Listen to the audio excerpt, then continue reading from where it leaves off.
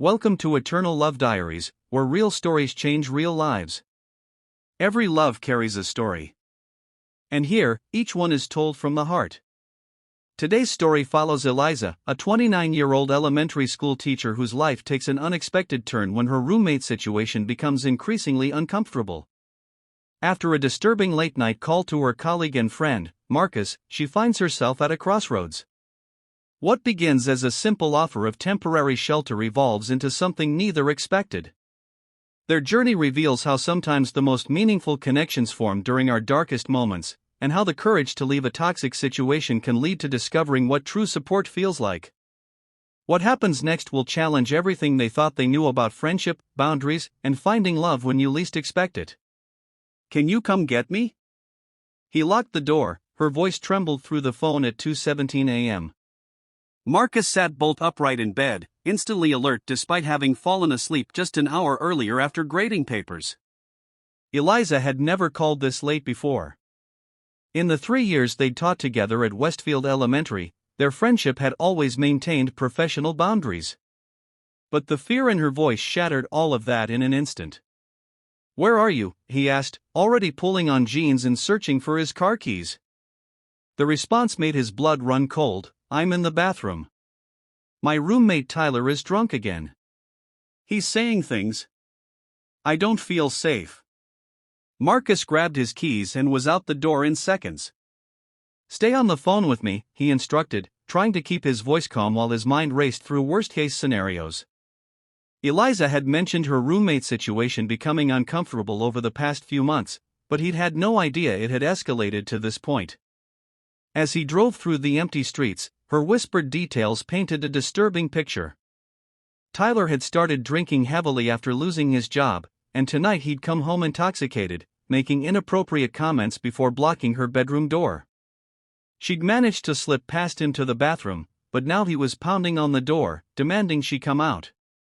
The 15-minute drive to her apartment complex felt like hours. When he arrived, Marcus called her back. "I'm outside your building. Can you get out?" There was a pause, then Eliza whispered, "He passed out in the hallway. I think I can make it to the front door if I'm quiet." Marcus waited anxiously by the building entrance, scanning the darkened windows above.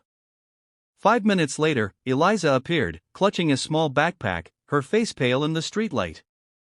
"Without hesitation," he said, "there's still room at my place."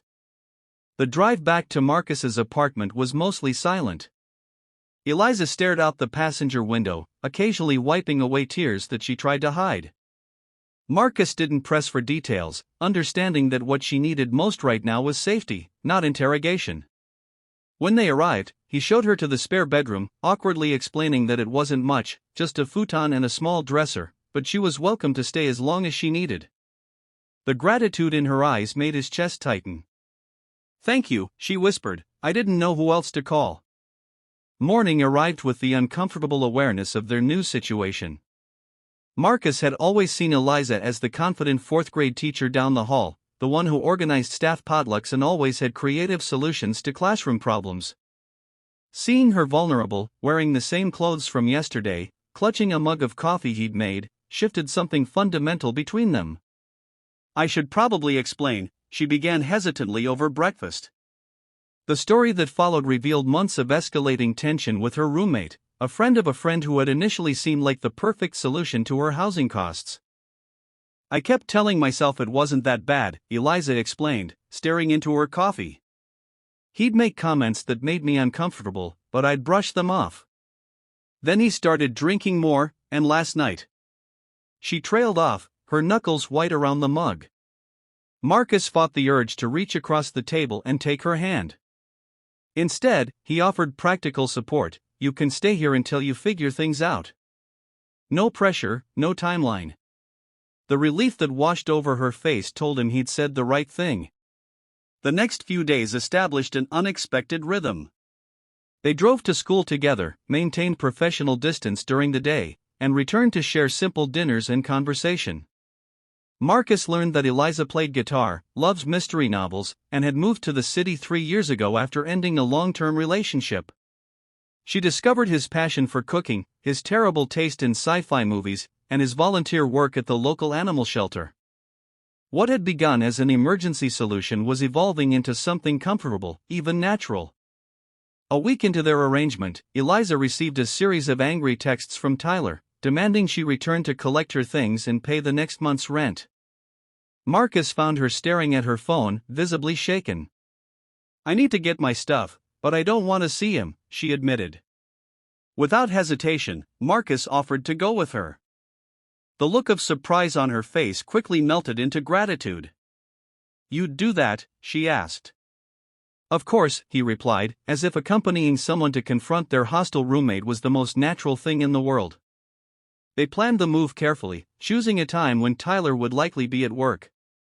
Marcus borrowed his brother's truck, and they enlisted another teacher, Sophia, to help.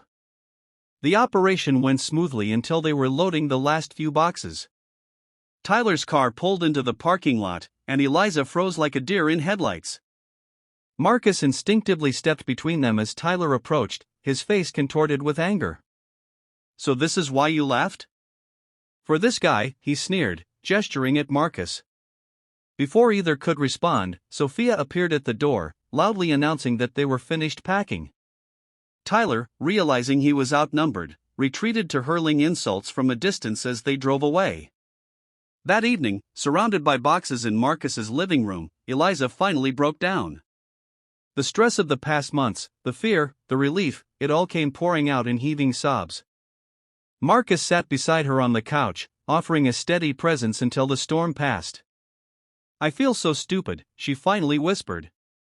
"I should have left months ago." Marcus shook his head. "You're one of the smartest people I know. Being kind enough to see the best in people isn't stupidity.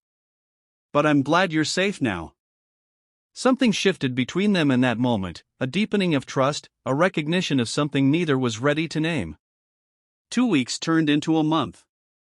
They established routines. Marcus cooked dinner on weeknights, Eliza handled weekends. They split household chores without discussion, each naturally filling gaps the other left. Colleagues at school began to notice their arrival together each morning, raising eyebrows and sparking whispered conversations in the teacher's lounge. Principal Hernandez even pulled Marcus aside one day, gently reminding him about professional boundaries. "It's not like that," Marcus had insisted, though even as he said it, he wondered if that was entirely true. The turning point came unexpectedly on a rainy Saturday afternoon. They were grocery shopping when they ran into Tyler at the store. Eliza tensed immediately, her hand unconsciously gripping Marcus's arm. Tyler, surprisingly sober, approached with an awkward apology. "I've been in a program," he explained, not quite meeting Eliza's eyes. "What I did, how I behaved, it wasn't okay. I just wanted you to know I'm getting help." The encounter lasted less than 2 minutes, but its impact lingered long after. Back at the apartment, Eliza was unusually quiet. Marcus gave her space, busying himself with putting away groceries and starting dinner. Finally, she spoke. "I should start looking for my own place." The words hit Marcus with unexpected force. Of course she would want her own space again, that had always been the plan. Yet somehow, the prospect of returning to his solitary life felt hollow now. "There's no rush," he said carefully, keeping his tone neutral. "But I understand if you need your own space again." That evening, they sat on opposite ends of the couch, ostensibly watching a movie neither was paying attention to. The distance between them felt both physical and metaphorical, a careful boundary neither was sure whether to maintain or cross. Finally, Eliza turned to face him. "Can I ask you something?"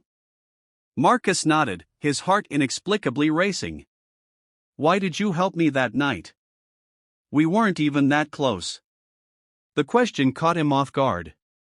He considered deflecting with humor but instead found himself answering honestly. "Because you needed someone. And maybe because I always paid attention to you more than I should have." The admission hung in the air between them. Eliza's eyes widened slightly, and for a terrible moment, Marcus thought he'd ruined everything. Then she moved closer on the couch, her voice soft. "I've been thinking about why I called you that night. Out of everyone I know, you were the person I trusted most.